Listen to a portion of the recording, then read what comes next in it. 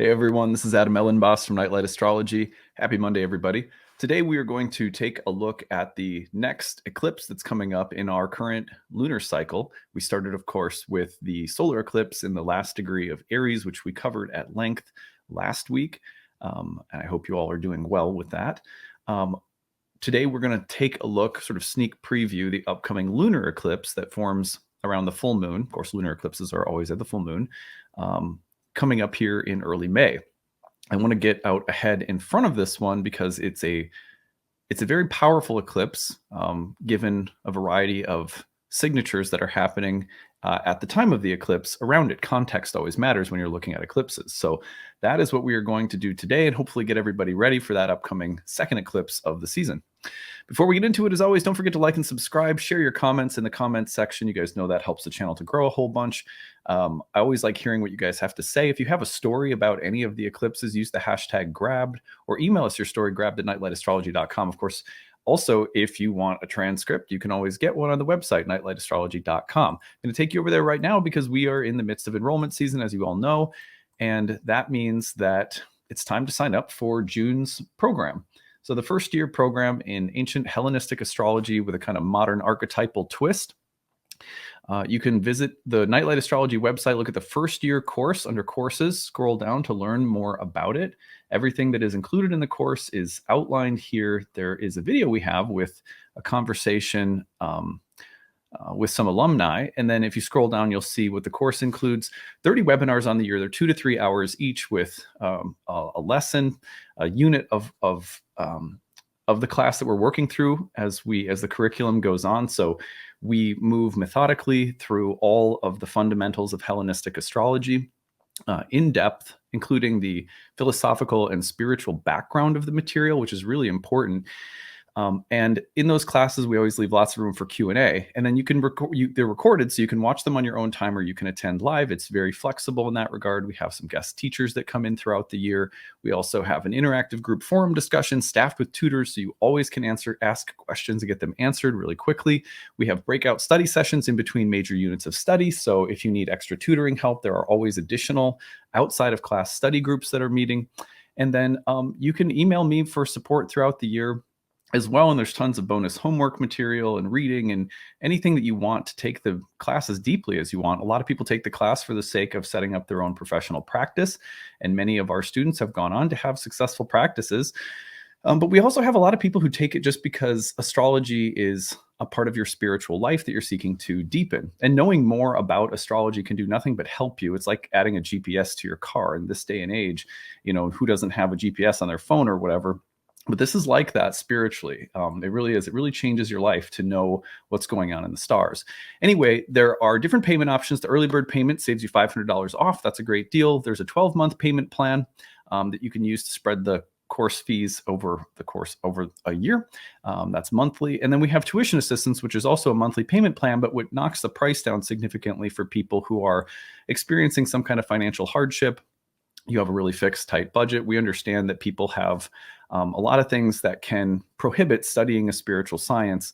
And we want to make sure that this class isn't for just one type of person. So we offer a limited amount of need-based tuition contracts. They are going rather quickly. So we ask that you take advantage of them and sign up while we still have some room.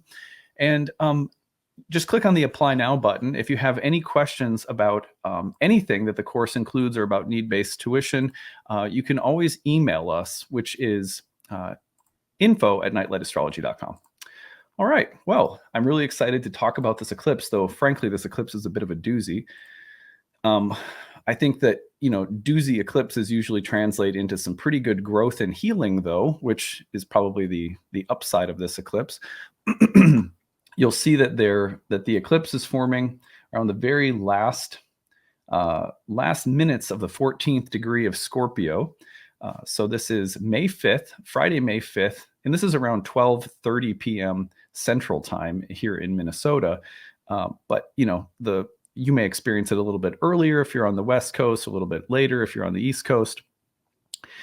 So it's coming up soon. We're still a little ways away from it, but the reason that I want to get out in front of this is because there are a lot of features of this eclipse that make it um, spicy. So let's take a look at what those features are. There are 10 important features of the lunar eclipse in Scorpio. And actually, I think I'll just keep my screen up so that I can highlight these as we go. So the 10 important features of the lunar eclipse in Scorpio, one is that it is ruled by fallen Mars. So we have the moon in the sign of Scorpio, and then the host of the eclipse is going to be Mars in Cancer, who is in its fall. So this means the moon is in its fall in Scorpio, and it also means that Mars is in its fall in Cancer. So we have in the air a signature of, when you have moon Mars debilities in water signs, you have the potential for catharsis emotionally, healing emotionally, but also explosiveness and almost like the boiling water kind of feeling. This is emotional volatility at its finest when you have Mars in Cancer and the moon in Scorpio. You have the potential for conflict around things like emotional bonds, family, family karma, anywhere in your life where there exists a intense, deep, meaningful emotional connection to others. Those connections can be tested, severed, deepened, intensified. Both good and bad things, obviously, subjectively. But intensity emotionally is one of the big themes because we have an eclipse in Scorpio ruled by the fallen Mars in Cancer. So watery intensity is another way we could put it. Number two would be that this also means that Mars and the moon have what we call mutual reception. So the moon is in Mars's sign, though in its fall, and Mars is in the moon's sign, though in its fall. So we have something called mutual reception by fall. Mutual reception by fall, I've heard it compared in mutual reception by detriment too, to two drunk people helping they lean on each other and help each other walk home from the bar.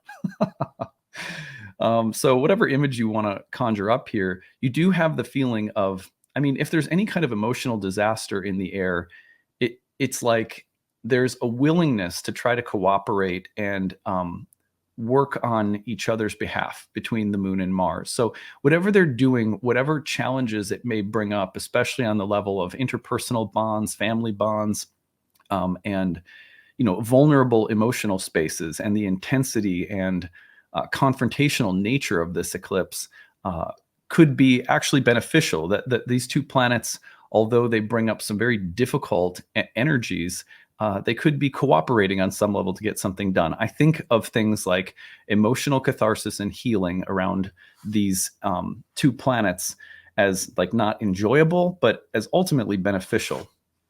As at least that's one possibility. You also have the potential for, like two villains to to be cooperating with one another. So I would watch for almost like things that are conspiring, things that feel like they're conspiring against you. Are we being paranoid? That's a possibility. But some things may also be conspiring against you within yourself or from other people. And so you want to just notice what energies or patterns are maybe trying to dominate in ways that are subtle and but like pervasive, persistent. So being aware that these two planets are working together could be a very good thing. Maybe they make they create kind of a silver lining in the midst of a difficult emotional period, but they could also be bringing out the worst in one another in terms of the more manipulative, dark and dramatic emotional qualities. So that's how I would look at that, kind of the light and dark of it. Number three is there is a south node signature with this eclipse. So the moon is with the south node. A south node lunar eclipse in its fall usually means that it's like a cup of water has to be emptied. So something somewhere is being emptied out, or there's a sense of loss or of digesting old stuff or releasing old things. So this has something to do with the past and letting go of the past, you could say. It also has to do with the tendency to let go of physical forms in the world, an orientation toward otherworldliness and emptying out of material things somehow, or of a confrontation with mortality and loss and impermanence. Those are all south node features that come up during this eclipse, which is why, as you can see, this one's pretty dramatic. Number 4 is that this eclipse is opposite Uranus.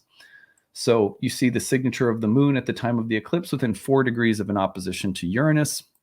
This would mean, for example, that this eclipse could come with that sudden, shocking, revolutionary qualities, which adds to the drama. So you think Uranian signature around this eclipse, along with the emotional volatility, and you have, a dramatic signature, kind of a little dose of the unexpected that could pop up around this one. Number 5 is that this is the last eclipse in Scorpio. If we go back, it was May 16th of 2022 that we got a total lunar eclipse in Scorpio. We then had a partial solar eclipse in Scorpio in October of 2022. And now we have our last eclipse in Scorpio on May 5th. So, broadly speaking, the eclipse in Scorpio period that has accompanied the South Node through Scorpio is coming to an end. So you think to yourself, around last spring, all the way up to the present, look at that Scorpio area of your birth chart. What have I been working on? What have the lessons been? What have those deep transformational and emotional spaces been like in my life? Look at the whole sign house of Scorpio in your birth chart to get a more topically specific understanding, and then ask yourself, what's culminating in that area of my life right now? How is this bringing things to a conclusion? Number 6, Mars is forming a trine with Neptune. So as this eclipse is coming through, that Mars in Cancer is forming a trine with Neptune in Pisces. And what comes with that is often themes of emotional sacrifice. Where are we? Where is there an emotional need to serve or sacrifice on the behalf of something bigger than ourselves? And then simultaneously, where are the emotional fault lines, and where is there about to be an emotional earthquake? Now, I say that because Neptune, little known, also associated with earthquakes. And when I look at this, I think of like earthquakes and water. So you think of the shifting of emotional fault lines in almost like underneath the sea, like like an earthquake that's moving the plates beneath the ocean. And I'm not saying that literally. I'm not like necessarily predicting an earthquake. Well, if that happened, I guess that would be very shocking. So they do happen all the time. But so if we saw with this eclipse, what's coming in the wake of the eclipse is a connection between Mars and Neptune, which is often about themes of emotional surrender and sacrifice, sort of like the martyr energy, the mission or missionary. And this has a really strong emotional conviction behind it. What am I advocating for? What am I standing up for? What am I trying to protect? So the Cancerian mama bear energies connecting with the sacrificial, otherworldly Neptunian energies, that's coming through right after the eclipse. So you can feel that in the description of the eclipse. It gives the whole eclipse season a feeling of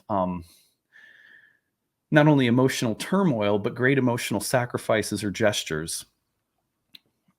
Number 7, this is happening during a Mercury retrograde, which means that Mercury is in the process of, at this point in the retrograde, of becoming the morning star and separating.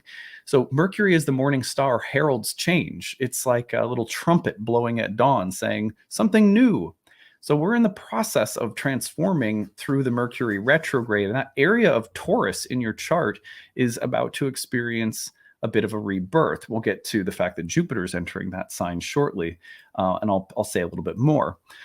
Number 8 is that Venus is squaring Neptune. At the time of this eclipse, Venus is just passing through a square to Neptune. So the kind of questions about relationships, honesty, themes of deception and illusion, and as well as questions, again, of where we are bonded or where we merge or share deeply with other people, and how that sharing with other people is inviting us into like new emotional territory. I would almost look at this, the fact that Venus is square to Neptune at the time of the eclipse, and say, well, this is interesting. Our boundaries and our priorities emotionally are being clarified, and we're being asked to set things aside that are frivolous or that don't matter and sacrifice on behalf of those relationships that are taking priority at the moment. That's a tough one for Venus and Gemini especially, but Venus is moving into Cancer, which suggests that the concern emotionally is going from maybe things that are a little bit frivolous to things that we have more of an emotional commitment to. Venus is going to go into Cancer and immediately trine Saturn in Pisces, for example. Number 9, the sun is about to conjoin Uranus. So we also have this signature of Uranian breakthrough as the sun is applying to Uranus. And that's actually a positive, along with number 10, which is that Jupiter is also about to enter Taurus. I feel like as heavy as some of the qualities of this eclipse are, the general theme around it is that of rebirth. And Jupiter moving into a spring-like sign out of Aries, which is a bit intense, and Mars ruled into a Venus-ruled sign. Venus will be in Cancer. They'll be configured by a trine, or by a sextile, excuse me. So after this eclipse is over, this was the last eclipse in Scorpio. Something is coming to a head. It requires an emotional shifting and refocusing, some healing, maybe some harder or heavier emotions to get through, some little bit of shock in the air around it, questions of sacrifice and surrender.